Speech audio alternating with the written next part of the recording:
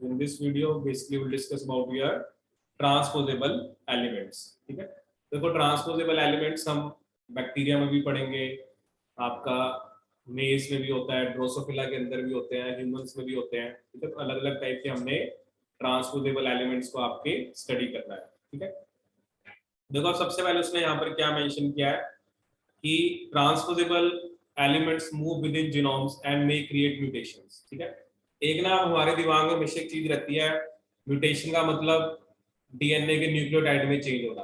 ठीक है, ऐसा नहीं है, ट्रांसपोजेबल एलिमेंट भी म्यूटेशन कर सकते हैं। ठीक है, जैसे मान लो मैं आपको एग्जांपल दूं, मान लो ये मेरा एक जीन है, ठीक है, और ना इसके बीच में आगे एक ट्रांसपोजेबल एलिमेंट आगे लग गया, अब वो जीन एक्सप्रेस ही नहीं करेगी, वो चाहे विद इन जीन आगे लगे या मतलब जो मेरा जीन है उसका रेगुलेटरी रीजन है, प्रमोटर है, कहीं पे भी जाके लगे, उसके लगने से जीन आपकी एक्सप्रेशन रुक जाएगी।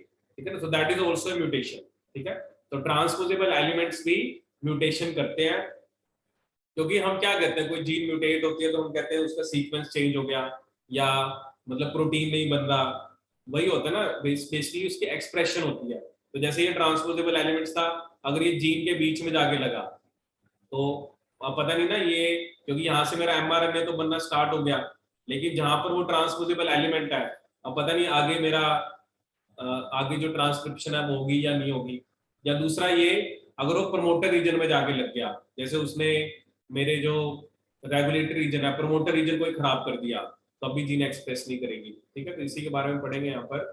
सो transposable elements, so they are well known as jumping genes. ठीक है, तो इसको हम क्या बोलते हैं, ट्रांसपोजोन्स और जंपिंग जीन्स। ठीक है, तो they are known as your transposons और जंपिंग जीन्स। ठीक है, दे कैन मूव और transpose within and between chromosomes. ठीक है, inserting themselves into the various locations within the genome. ठीक है, so transposons are present in the genomes of all organisms from bacteria to humans. ठीक है ना, जैसे अब एक लाइन यही आ गई कि वही ट्रांसपोजोन सिर्फ प्रोकैरियोट्स में होते हैं, सिर्फ यूकैरियोट्स में होते हैं, ऐसा नहीं है, दोनों में होते हैं। ठीक है, not only they are ubiquitous but they also comprise large portion of the some eukaryotic genome. ठीक है, जैसे देखो यहाँ पर एग्जांपल दे रहा है, 50% of the human genome is derived from transposable elements. वो कह रहा है जो अगर हम ह्यूमन के जीनोम की बात करें, 50% ऑफ द जीनोम जो है वो ट्रांसपोजेबल एलिमेंट से डिराइव हुआ है। ठीक है, और ये भी जैसे हमें बेसिक इंफॉर्मेशन होती है, बहुत सारा जीनोम तो हमारा कुछ बनाता ही नहीं है। ठीक है ना, वो नॉन कोडिंग है। अगर आपने प्लस टू की बुक में पढ़ा है, वहां पे एक लाइन लिखी है लेस देन 2%, कई जगह 1 कई जगह 2 लिखा होता है कि less than 2% of human genome encode for proteins. मतलब बाकी सारा तो फिर हमारा क्या, एक तरह से उसे हम जंक डीएनए बोलते हैं या उनका रेगुलेशन में रोल होता है। ठीक है, सम ऑर्गेनिजम्स जिनका लार्ज जीनोम है, जैसे सैलेमेंडर का एग्जांपल दे रहा है, बार्ले का, they have hundreds or thousands of copies of various types of transposable elements. ठीक है, hundreds of thousands of, although the function of these elements is unknown, data from human genome sequences suggest that some genes have evolved from transposons and that transposons may help to modify and reshape the genome. ठीक है, कि बहुत सारे जो transposons होते हैं वो modify करते हैं और रीशेप करते हैं जीनोम को। ठीक है, so they are valuable tools in human in genetic research, क्योंकि इसको भी हम पढ़ेंगे, इनको हम as a cloning tag use करते हैं। क्योंकि एक चीज आपको पता लगी ना कि ये जो पार्ट है ये एक जगह से दूसरी जगह जाता है, तो अगर मुझे कोई किसी डीएनए को मूव कराना है तो मे बी मैं उसके साथ ट्रांसपोजेबल एलिमेंट लगा दूंगा, क्योंकि अगर ट्रांसपोजेबल एलिमेंट कट के जाएगा तो वो भी चला जाएगा। ठीक है, अब जैसे क्या होता है ना, एक और जनरल खास बात आपने याद रखनी होती है, जनरली जो ये ट्रांसपोजेबल एलिमेंट होता है ये ना खुद ही एंजाइम बनाता है, खुद ही ये अभी हम पढ़े उसे बोलते हैं ट्रांसपोजेस, खुद बनाएगा, खुद को कट कराएगा और दूसरी जगह मूव कराएगा।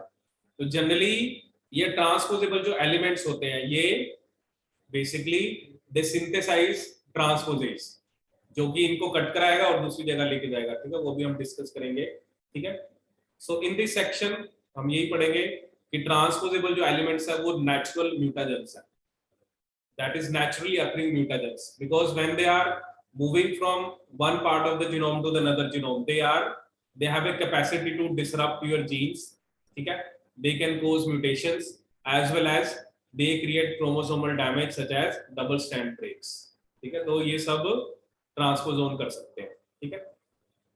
अब सबसे पहले जो है वो बैक्टीरिया क्या है, जैसे इंसर्शन सीक्वेंसेस क्या होते हैं और बैक्टीरियल ट्रांसपोजोन्स क्या होते हैं, ठीक है ना, ये हम पहले बैक्टीरिया के हैं, फिर हम मेज के बारे में पढ़ेंगे, then we will move to drosophila and then to humans, ठीक है। सो बैक्टीरिया में वो कह रहा है 2 टाइप के ट्रांसपोजेबल एलिमेंट होते हैं, और पहली बात तो हमें यही याद रहे कि जब भी मैं आईएस एलिमेंट या टीएन एलिमेंट्स की बात कर रहा हूं तो वो बैक्टीरिया में, ठीक है। इंसर्शन सीक्वेंसेस क्या होते हैं, they can move from one location to other and if they insert into a gene, ठीक है ना, जीन के अंदर या जीन रेगुलेटरी रीजन के अंदर, तो वो आपकी म्यूटेशन करेंगे, ठीक है। अब जो आईएस एलिमेंट्स है ये सबसे पहले हमने आइडेंटिफाई करे during analysis of mutation of the galactose operon of E coli, ठीक है, ये भी एग्जाम में क्वेश्चन पूछ सकता है कि ये जो आईएस एलिमेंट्स हैं ये सबसे पहले हमने कहां पर आइडेंटिफाई करे, जब हमने galactose operon of E coli के अंदर म्यूटेशन को स्टडी करा, ठीक है। So researchers discovered that certain mutations in this operon were due to the presence of several hundred base pairs of extra DNA inserted into the beginning of operon। उन्होंने देखा ना कि भाई गैलेक्टोज ओपेरॉन क्यों नहीं काम कर रहा, तो एक रीजन उसने क्या दिया कि several hundred base pairs of extra DNA inserted into the beginning of operon, ठीक है। Surprisingly, the segment of mutagenic DNA could spontaneously excise from the location। अब वो एक चीज और कह रहा है कि अगर कोई ट्रांसपोजेबल एलिमेंट पहले जाके लगा तो उसने म्यूटेंट वाला फिनोटाइप दिया, बट ऐसा भी वो कह रहा है कि ऐसा भी हो सकता है कि वो वहां से कट के दोबारा दूसरी लोकेशन पे चला गया, तो वो कैसे दे रहा आपका wild type function to the galactose operon, ठीक है। Subsequent research revealed that several other DNA elements could behave in a similar fashion, inserting into the bacterial chromosomes and affecting gene function, ठीक है। अगर तो वो एलिमेंट पहले DNA में जाके लग रहा है तो वो उसको म्यूटेट कर रहा है, लेकिन अगर वो वहां से कट के दोबारा ओरिजिनल पोजीशन पे चला गया तो फिर वो उसको रिस्टोर भी कर रहा है। तो इसका मतलब ये है ना कि ये जो ट्रांसपोजेबल एलिमेंट है ये मूव कर सकते हैं, they can move in and out, कि पहले वो लगा फिर दोबारा चला गया, ठीक है। अब वो कुछ कैरेक्टरिस्टिक्स बता रहा है कि ये जो मेरे आईएस एलिमेंट्स हैं ये रिलेटिवली शॉर्ट होते हैं, IS element short है, not exceeding 2000 base pair।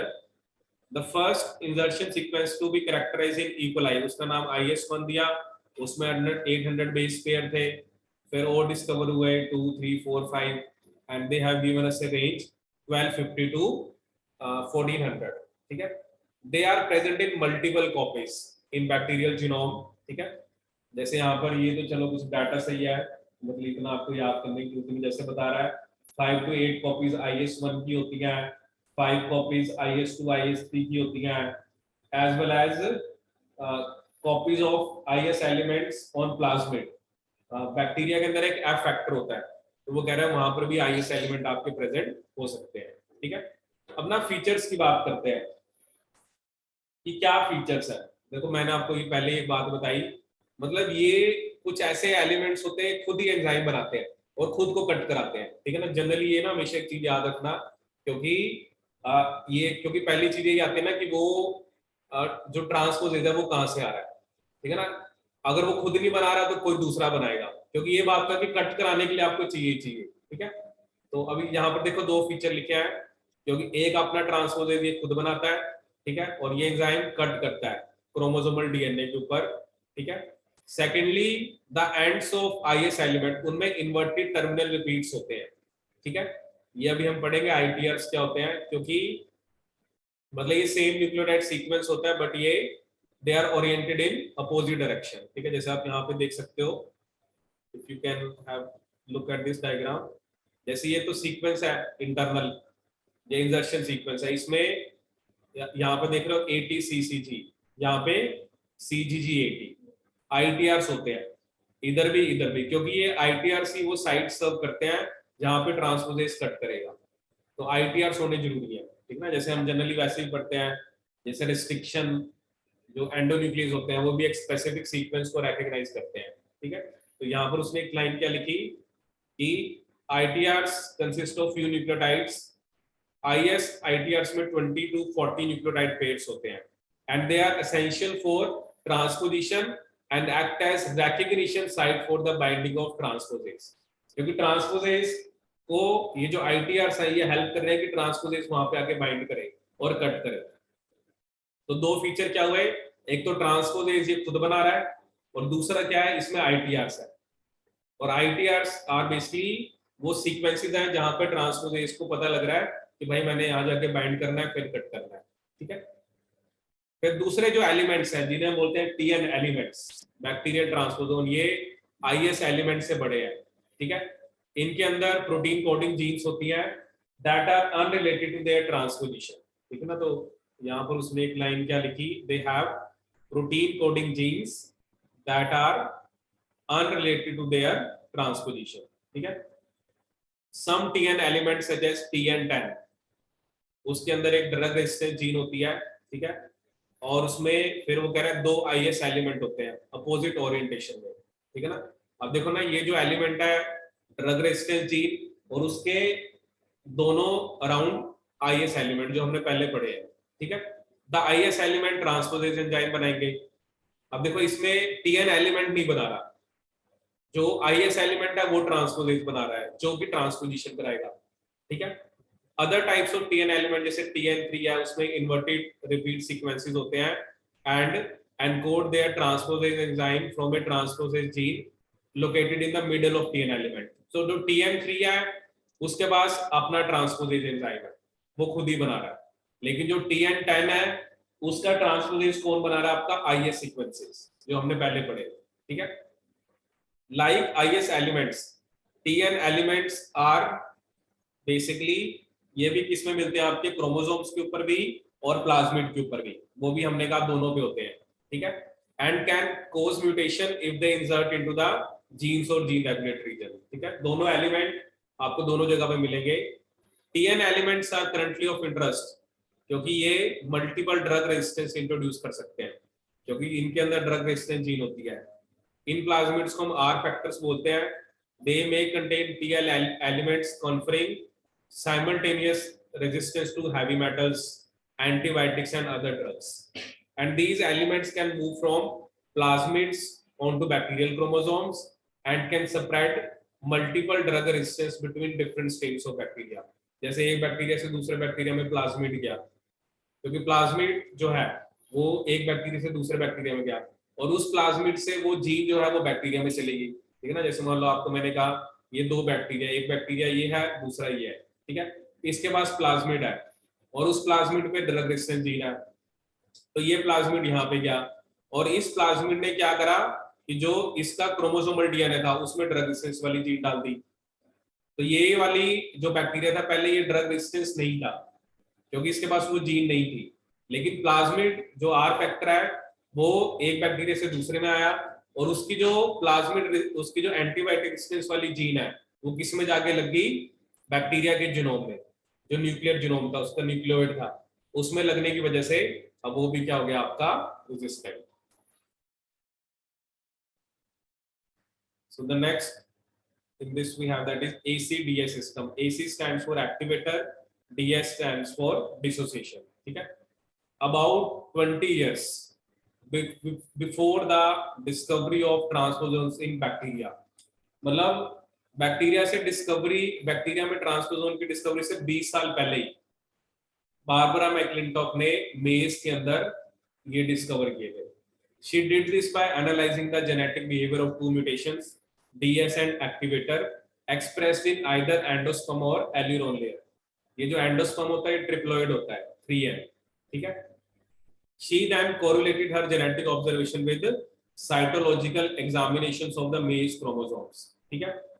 Initially, McClintock determined that DS was located on chromosome 9, ठीक है।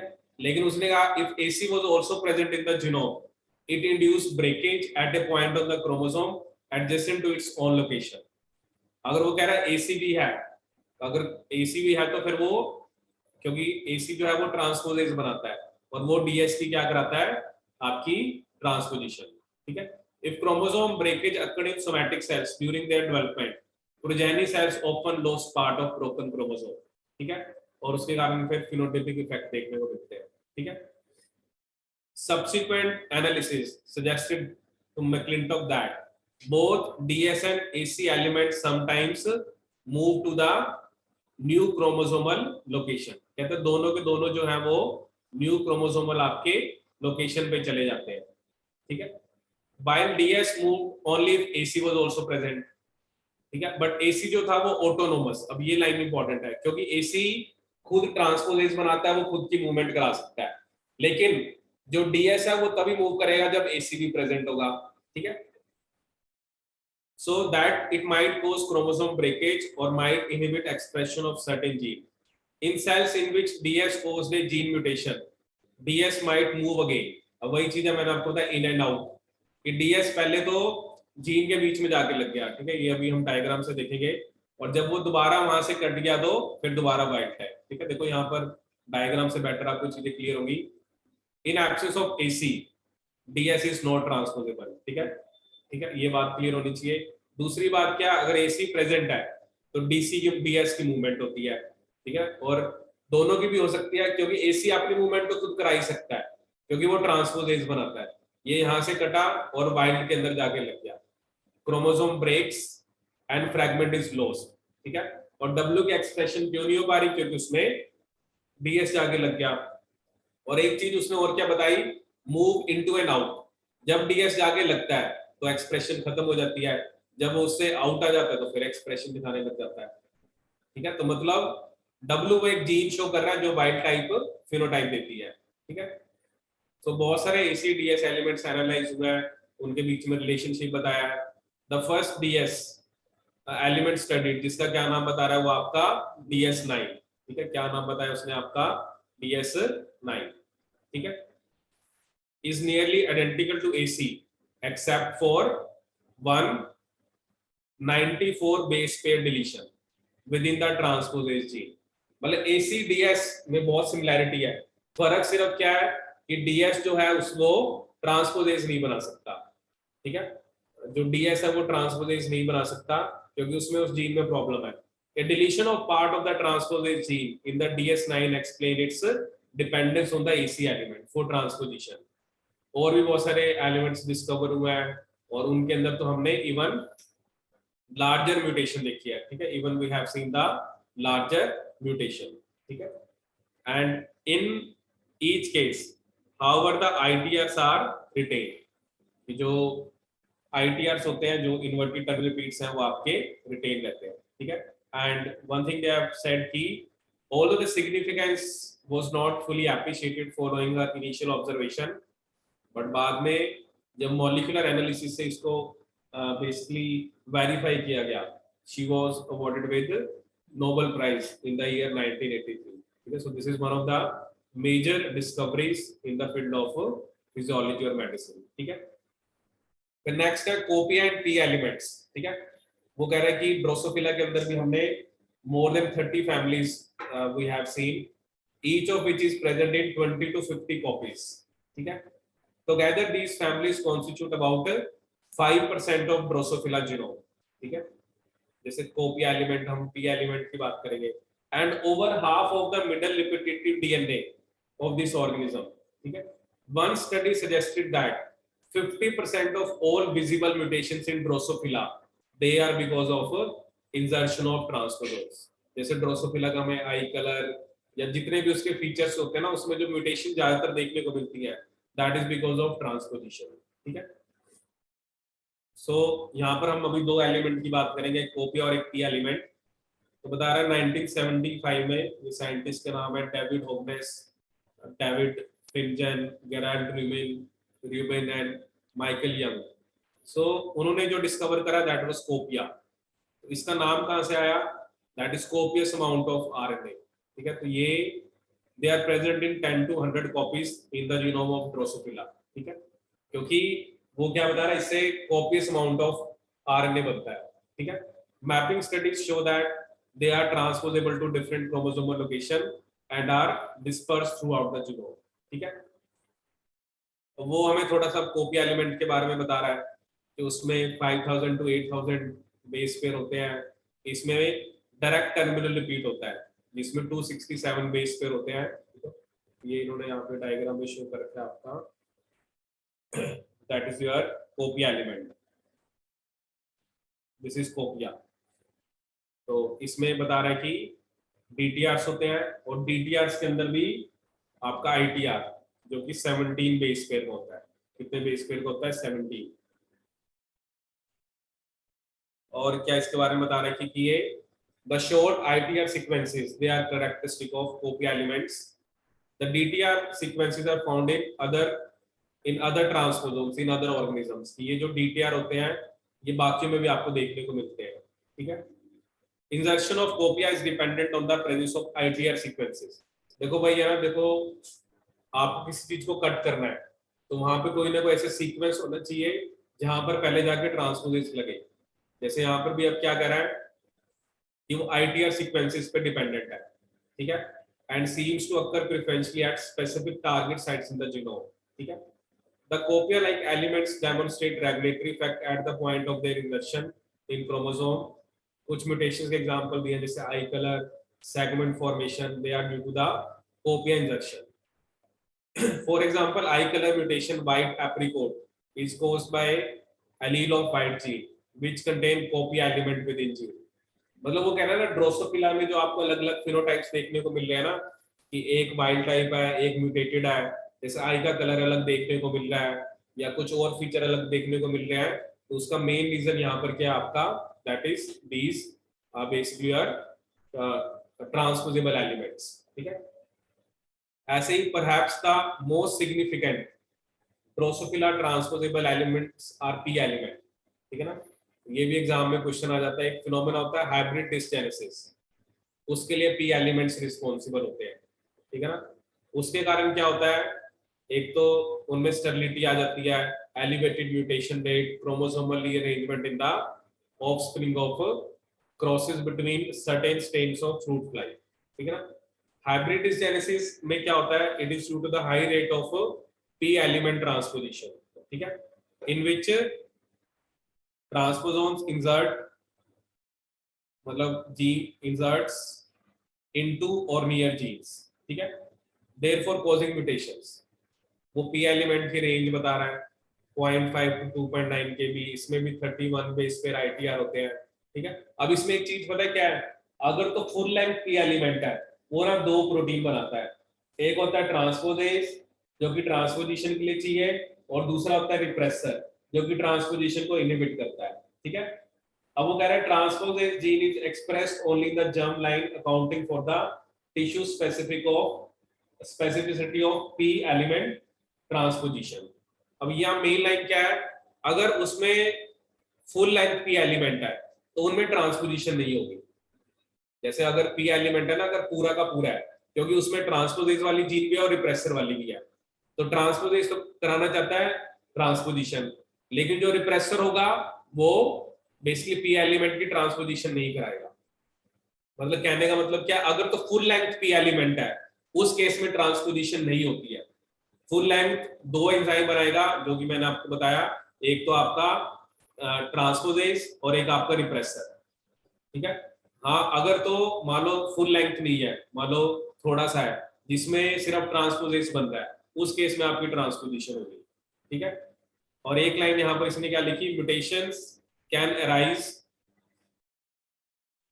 जो म्यूटेशंस है they can arise from several kind of insertional events. If a P element inserts into the coding region of a gene, it can terminate transcription of gene। अब देखो ना भैया, P element कहीं बीच में जाके लग गया, या तो ट्रांसक्रिप्शन ही होगी जीन की पूरी, एंड और basically destroy normal gene expression. Promoter region में जाके लगा तो लेवल ऑफ एक्सप्रेशन पे फर्क पड़ेगा, इंट्रॉन्स में कहीं पे जाके लग गया तो स्प्लाइसिंग पे फर्क पड़ेगा। देखो क्या हो रहा है ना, जो भी बेसिक प्रोसेस होते हैं, हमें पता है मेरा जो डीएनए है पहले उससे प्री एमआरएनए बनता है, उसकी कैपिंग होती है, स्प्लाइसिंग होती है, टेलिंग होती है, वो एमआरएनए न्यूक्लियस से बाहर आता है, उसके बाद उसकी ट्रांसलेशन होती है। अगर आप विद इन जो जीन के अंदर कोई भी डीएनए बीच में लगा दोगे तो उससे क्या क्या हो सकता है, वो कह रहा है क्या पता ट्रांसक्रिप्शन ऑफ जीन पहले रुक जाए, नॉर्मल जीन एक्सप्रेशन अफेक्ट हो जाए, प्रमोटर के बीच में जाके लगेगा तो जितना प्रोटीन बनना चाहिए उतना बनेगा नहीं। और क्या हो सकता है कि स्प्लाइसिंग, क्योंकि स्प्लाइसिंग की भी साइट्स होती है, अगर वो स्प्लाइसिंग साइट्स को भी डिस्टर्ब कर देगा, अब इंट्रॉन की स्प्लाइसिंग ही नहीं होगी तो आपका एमआरएनए आगे कैसे न्यूक्लियस से बाहर जाएगा। क्योंकि ये जो बेसिक इवेंट्स हम पढ़ते हैं पूरी पोस्ट ट्रांसक्रिप्शनल मॉडिफिकेशंस होने के बाद ही जो आपका एमआरएनए है वो न्यूक्लियस से बाहर आता है, ठीक है। So geneticists have harnessed p element as tools for genetic analysis. So one of the useful application of p element as vector, जैसे जनरली आप पढ़ते हो ना अलग अलग टाइप के वेक्टर्स होते हैं, जैसे हम बैक्टीरिया में पढ़ते हैं PBr322, ऐसे ही p एलिमेंट्स को हम एज ए वेक्टर यूज करते हैं अगर आपको ड्रोसोफिला में कोई जीन डालनी है, क्योंकि ये बड़ी खास बात है। बहुत सारे एक्सपेरिमेंट्स आपने देखा, लिंकेज क्रॉसिंग ओवर, मॉर्गन ने भी इसी पे काम किया था, तो बहुत सारे एक्सपेरिमेंट्स हम ड्रोसोफिला पे करते हैं, ठीक है। इससे आप म्यूटेशंस जनरेट कर सकते हो, you can clone mutant genes, ठीक है। So in addition researchers are perfecting methods to target p element insertion to the precise single chromosomal site। मतलब वैसे तो मान लो p एलिमेंट कहीं भी जाके लग जाता है, बट साइंटिस्ट इस चीज पे काम कर रहे हैं कि प्रिसाइज क्रोमोसोमल साइट जहां पे मैं चाहता हूं वहीं पे जाके लगे, ताकि मान लो मैंने एक जीन को स्टडी करना है, अब वो जीन, अब मान लो मुझे उसी जीन को ही उसके अंदर मैंने आपका p एलिमेंट डालना है, फिर मैंने देखना है क्या हो रहा है, क्योंकि वैसे तो p एलिमेंट ये ना रैंडमली कहीं भी जाके लग जाता है, but if I manage to precisely translocate into some gene, then I can study कि what will be the effect of that insertion। मान लो वो जीन एक्सप्रेस नहीं कर रही, अगर वो जीन एक्सप्रेस नहीं करी तो ड्रोसोफिला पे क्या फर्क आ रहा है, ठीक है ना। तो जब वो जीन है तब क्या हो रहा है, जब नहीं है तब क्या है, तो उससे मैं उस जीन के इफेक्ट को डायरेक्टली स्टडी कर सकता हूँ।